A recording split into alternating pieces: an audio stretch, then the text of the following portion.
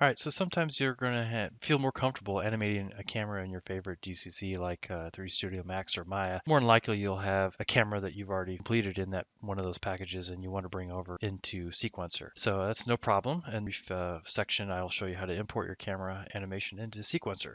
So we'll go through the slide first here, and then I'll demonstrate. So first thing, make sure your frame rates are in sync. That's a good gotcha there. In this case, our example is 30 FPS, so make sure your max or Maya scene is 30 FPS or other DCC. So just like before, we're going to create a new level sequence. We're going to create a dummy camera and import that and add that to our level sequence. We'll add a camera cuts track and then the actor camera to that. And then we're going to right click on the actor and import the FBX from the third-party DCC. Big takeaway here is cameras with external constraints should be baked down to a simplified camera before FBX export from your third-party program. This is just to be safe. Seen issues with cameras. It's because there's some sort of extra constraint that it's not getting baked down properly during the FBX process. So either constrain a new camera to your existing camera and then bake that camera down just to kind of get it away from any kind of external constraint, and it'll be a better situation for you. This is a max shot, so we'll just kind of bring in this. Apologize for the poor rendering there, but just a little gray. So just a little sweeping camera move. We're going to bring that guy in.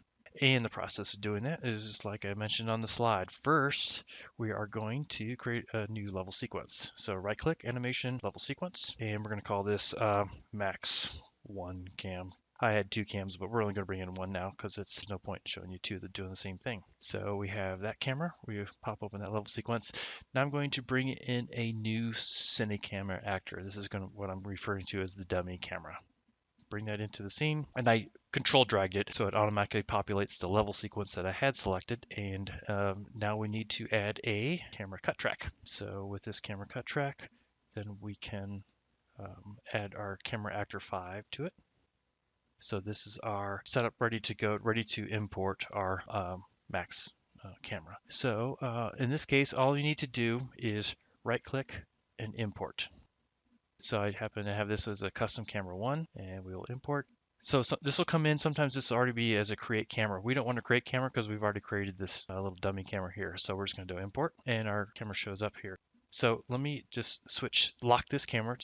Remember, this is our camera cut. So this will be this cinematic camera. So when it pops to there, that's going to be the camera. And then, you can lock to this one. You're just piloting that one, but I'm going to unlock it for now.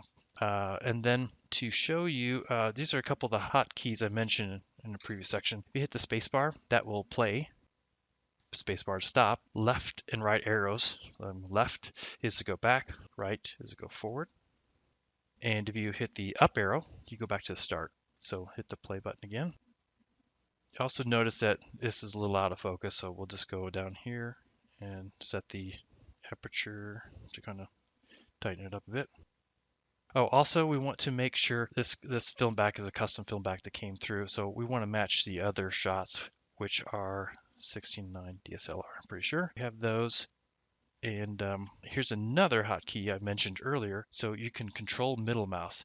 This is a 190 frame shot, but you'll see I only have 150 so far in that are set up with this end point here. If you hold control and middle mouse click, you can zoom in and out of the sequencer window. And we're going to set this to match the animation curve I see right there. That's what you can do to kind of make sure. Oh, and also since when I brought this in there, I had it at a timeline. I'm just going to pull this back to there. So this way it'll cover the whole sequence and get play.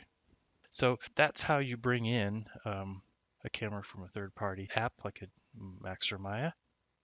And I just want to pop back to the slides here and show some of the export settings I use. Make sure bake animation is on. Obviously, make sure your camera is on. And so that's the big takeaway again is make sure that your camera's transformations are baked down to a simplified camera. So if you have any issues, that's usually the case is something is just not baking out of the FBX properly. In the next section, I will show you a few extra camera accessories that will make cinematic creation a little bit easier.